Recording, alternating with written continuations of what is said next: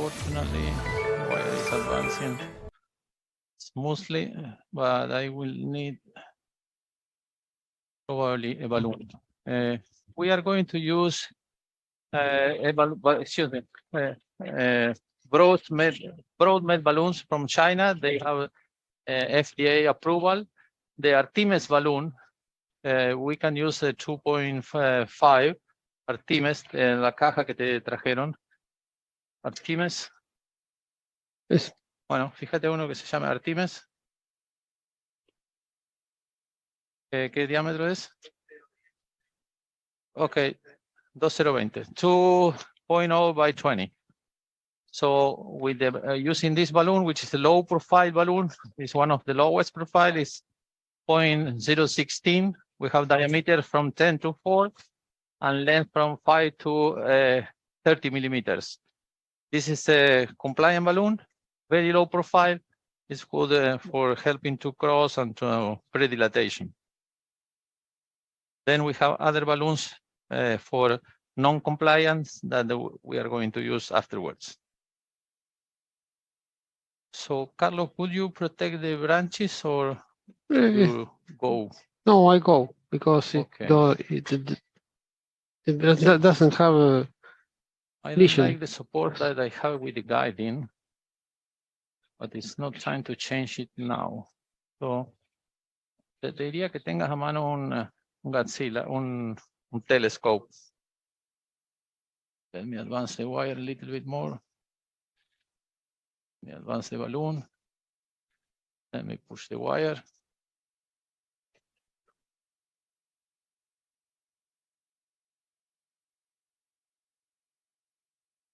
I have a more stable situation. Let's inflate the balloon.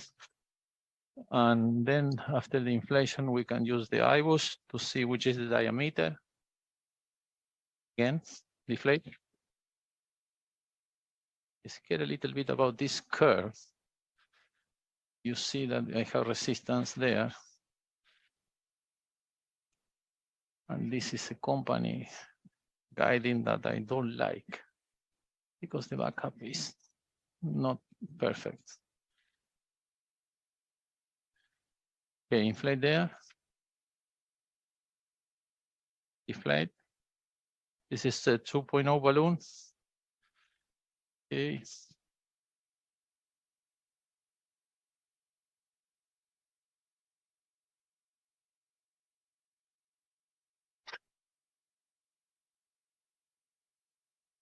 Or we should have used an extra support guide wire.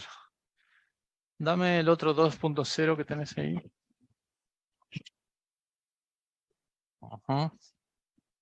El 10. O 15. 2.0 by 15.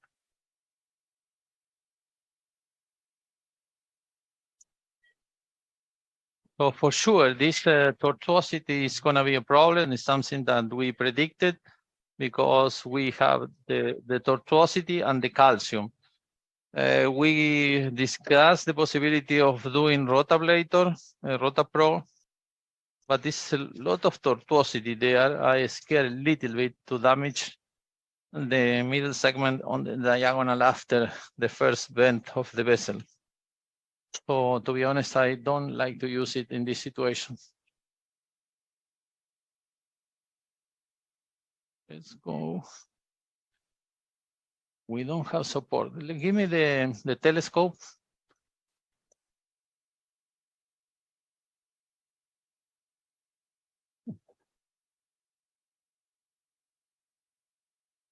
We don't have a good guiding support. Let me try to improve it with a guide extension. In this case, I'm going to use the telescope from Medtronic.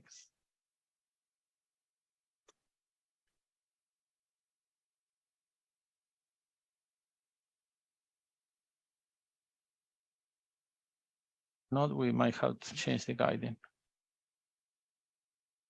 Give me the balloon.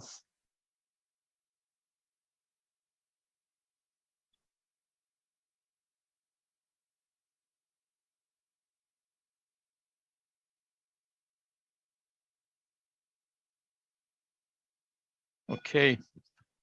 So any question, Andres, there? Let me see where I can reach with this balloon. Oblicuo derecha, convencional. Mostrame el guiding. Show me the guide. Let's see. This curve is gonna be a huge problem. Okay, now we are better.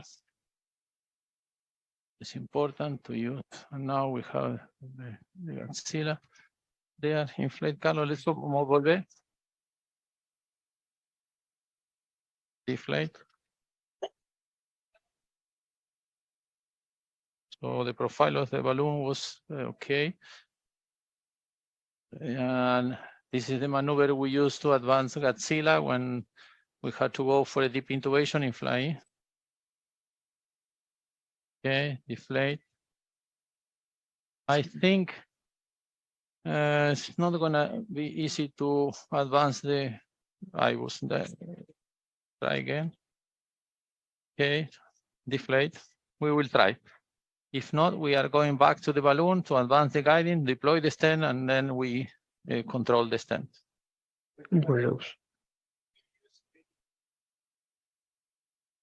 Well, this is an interesting question. Here in Argentina, to use, we don't have impeller first. So the only left ventricular assist device for this PCI would be an intra-aortic balloon. We are not using too much. You might have observed the case we did in the other room, unprotected left main with the total occlusion on the right. And if you work fast, I think in most of the cases you don't need it, but you have to be prepared for using. In the case of emergency situation, I would have to use the balloon. We haven't thought about that because we have a huge right coronary artery. So with the patient, we preserve left ventricular ejection fraction. So I think this is not in our regular practice to use a left ventricular assist device.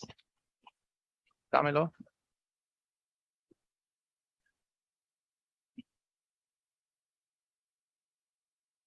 Probably because of the limitations and also because the history that we haven't had. Oh, well, we are successful. So we, no, let me see. Okay. Okay, could you show the IVUS, please? Wait a minute. Wait a minute. Okay. Could you show the IVUS? Okay, let's go. Let's go, Gustavo. Okay. Wait a minute. Wait a minute, Gustavo. Yes. Now, again, start again. Well, we are live. Okay, we are live. You can describe.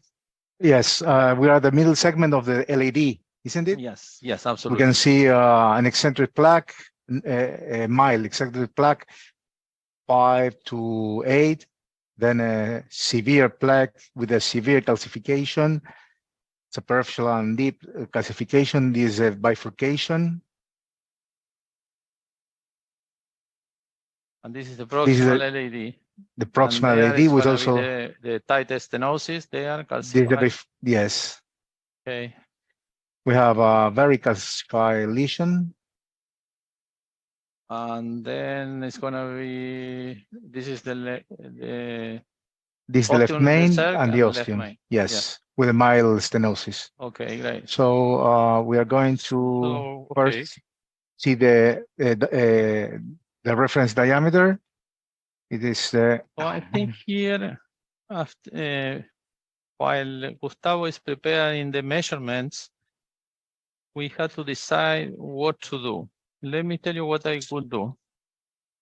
First, I'm gonna pre-dilate on this curve, which is proximal to the reference segment that Gustavo showed on the IVUS with only middle plaque.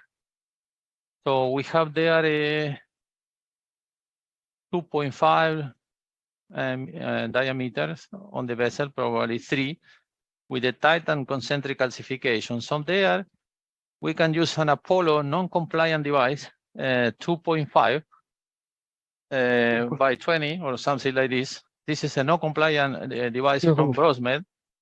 This is only 3% axial growth when you inflate at very high pressure.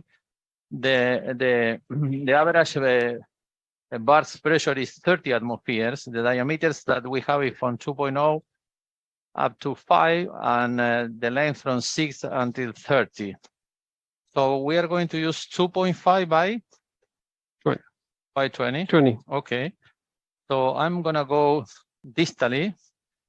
Then I'm gonna use, if I have a 3.0 cutting balloon for the proximal calcified lesion, and then I'm gonna deploy the stent with the help of the telescope device.